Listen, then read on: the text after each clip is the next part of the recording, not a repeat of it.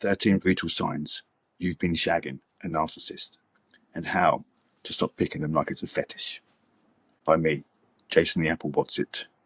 Not a doctor, just someone who's lived it, survived it, and now helps others spot the pattern before they end up crying into a kebab at 2 a.m. This one's been brewing for a while. People have been asking me to do this video for ages, and I get why. But truth be told, I put it off. Not because I was scared, but because the topic's got more layers than the amount of lies that my ex has told.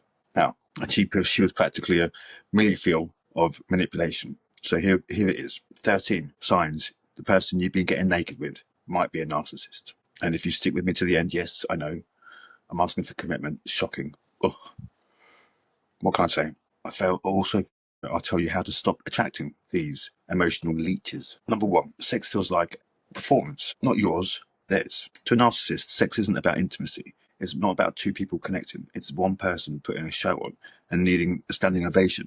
Think less, let's make love, and more, Britain's got no talent. They're not in it to be close. They're in it to be admired. And you're just the mirror. If you don't reflect back, you're the greatest, you're the god, you're amazing, they'll just find someone who will. Number two, they need to be idolized like some kind of sex god. You're not a partner, you're an audience. Narcissists live off validation, don't they? Like the rest of us live off oxygen, they need that validation. And if they're not constantly told that they're the best lover you've ever had, even if they've got all the technique of a drunk octopus, they'll manipulate or disappear. Sex to them is a PR stunt. It's that simple. 3, they're always right. And you? Well, they're you. And you could show them a video of them being wrong, and they'd say the camera angle was biased. Narcissists don't do different opinions. They do, you're wrong, and in the bedroom, you mention the preference, and that's because your trauma. You've got childhood trauma. That's your trauma, darling. No, it's because you're selfish and boring, Craig. Now, number 4, they think that they know better than they know you, and you know yourself. Now, early days, and they're already diagnosing your inner child. You say, I don't want to talk about my ex yet, and suddenly there's Sigmund Freud on TikTok with a TikTok account. You've got fear of abandonment, my darling. I can sense it. You haven't even told him your middle name yet, and he's rewriting your autobiography. Number 5, talking about sex is a crime. It's against their ego. Try to bring up something you'd like to change in bed and watch their face crumble like a badly made souffle. They won't talk, they'll sulk or flip it back onto you. Maybe it's your problem, your expectations. No, mate, the problem is you've got about as much sexual imagination as a breadstick, and the emotional maturity of one too. They don't fit with the brand. In the beginning, they're all charm, but once they've got you lured in and hooked, they stop. They stop pretending. Your feelings become a background hum they ignore. You say, that made me feel uncomfortable, and they look at you like you've just complained about the weather. You'll end up questioning yourself more than they've even questioned their own behaviour. Now, number 7, there's always something wrong with you. They've got to be the high status one in the relationship, always the one that's taking control. So it's how do they do that? It's quite straightforward. They just chip away at your confidence. Subtle digs, eye rolls, backhanded compliments, like, oh, you're cute when you're insecure. They want to be your guru, savior, your alpha. You're just an apprentice, their cult personality. You'll be idolized. Number 8, you'll be idolized, then ghosted. At first, they're obsessed with you, texting constantly, eye contact that makes you feel like you're in a movie. You think, whoa, they're really into me. No.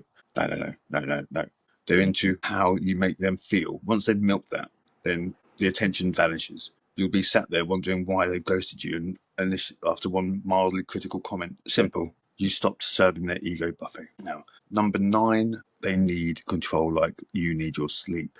If they can't dominate you mentally, emotionally, sexually, they'll keep you around the minute they feel like you can't be controlled. You'll be discarded, like last season's phone case. If you push back, you're labelled difficult. If you ask for equality, too much. All they want is power, and you're just a plug socket. Number 10, they lie like it's a spiritual practice. They lie about who they are. They lie about what they do and what they feel, where they were. They lie because they don't care. You confront them and they say, you're imagining things. No, mate. No. You're not imagining your Snapchat map at 3 a.m. in someone else's bedroom. Number 11, they're not kind. They just know how to act like it. Big difference between generosity and manipulation. Narcissists will buy you flowers, but the only when they fucked up and they want to press the reset button and change your perception. In bed, some of them might be brilliant, attentive, really good lovers, but don't get excited. It's not because they care. It's because they want to be known as being the best you've ever had. Egos don't do aftercare. Number 12, they don't apologize. They perform one if they have to ever say sorry. It's strategic. It's not remorse. It's reputation management.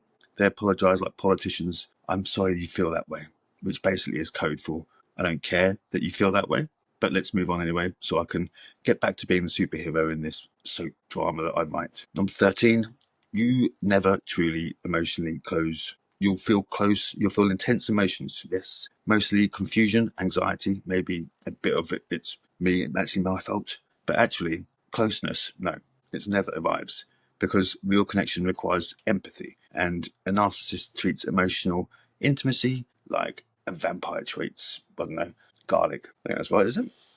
Number 4, we've got a few bonus things for you now. Final warnings, right? So from the front line, this is what I've given you before. I've not given this before. So you might feel addicted to them. That's not love.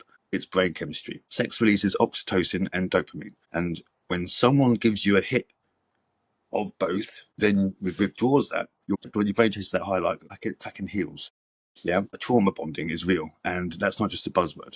It's not just domestic violence. The survivors that experience this. If you grew up with neglect, chaos, emotional inconsistency, then this hot, cold crap might feel like familiar to you, and that's why you stay with it. You're not weak, neurologically hooked, that's all. Now, they do not change. You're not going to fix them. Love, therapy, tantric yoga, they don't want to be fixed. They want applause. They treat therapy like another stage to perform on. You don't even waste your time being their audience. Number 4, if you keep attracting narcissists, there's a reason. It's not your fault, but it's your pattern. Maybe you were taught to please people. Maybe you never learned to spot emotional unavailability because you grew up surrounded by it. Maybe you're just too damn hopeful. You're for your own damn good, you never know. Whatever the reason, awareness is your way out. So how do you break the spell? Start by listening to your emotions. Every time, even if you feel a tightness in your chest, drop your stomach. That's not butterflies, that's nervous. That's a nervous system screaming, run. Have the courage to acknowledge that this person, no matter how hot or charming or sexually magnetic it is, it's not good for you. That's your body wants love, but your soul wants peace. And you don't get both with a narcissist. Let go of the fantasy. You won't fix them. You won't save them. You'll just lose yourself trying. If this has hit home, then hit that subscribe button. Share this with someone who was going through a thing or two and maybe going out with someone emotionally unavailable or having emotionally unavailable sex. That could happen. Like, click the bell and the icon if you want to hear more content. I'm the Apple What's It. I've lived it, studied it, survived it. Now I teach others how to stop confusing chemistry with compatibility. Stay woke.